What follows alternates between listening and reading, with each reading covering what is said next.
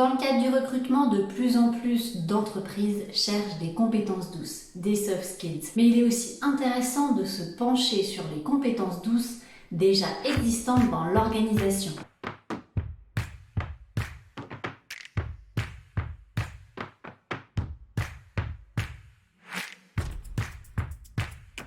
Bonjour à tous et bienvenue dans cette nouvelle vidéo où nous allons voir ensemble comment identifier les soft skills présentes dans l'organisation. Suite au développement de la digitalisation et de l'automatisation, de plus en plus d'entreprises s'intéressent aux compétences douces, aux soft skills. Il est facile de penser que le robot remplacera bientôt l'homme d'un point de vue technique, mais il ne pourra remplacer le caractère comportemental de celui-ci. Les compétences douces prennent de plus en plus de place dans les organisations. Elles sont totalement individuelles, mais permettent d'alimenter le collectif et d'améliorer la performance de l'organisation. Alors comment identifier les compétences douces de votre organisation ?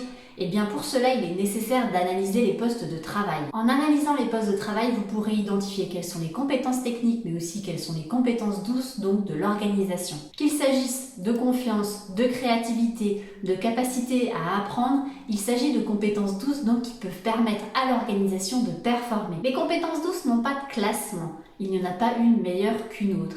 Vous pouvez retrouver un certain nombre de ces compétences douces sur la roue des compétences douces des soft skills. Je vous remettrai le lien en barre de description. Donc en analysant les postes de travail, les interactions au sein du poste, vous allez pouvoir identifier quelles sont les compétences douces mises en application dans votre quotidien. Elles vous permettront par la suite d'identifier les formations en lien avec le besoin de développement de ces compétences douces. N'hésitez pas non plus lors de l'entretien professionnel ou lors de l'entretien annuel d'inscrire les compétences douces attendues au poste. Cela permettra à votre collaborateur de se positionner sur ses soft skills. Toutefois, le développement des compétences douces n'est pas le même que l'apprentissage d'une compétence technique. L'apprentissage des compétences douces requiert une volonté du quotidien. Pour mettre en place une démarche de développement des compétences douces au quotidien de votre organisation, n'hésitez pas à faire appel au tutorat, au mentoring et donc à un système d'apprentissage permanent. En effet, les compétences douces s'acquièrent tout au long de la vie professionnelle mais aussi de sa vie personnelle. Si vous souhaitez développer une démarche de compétences douces dans votre organisation,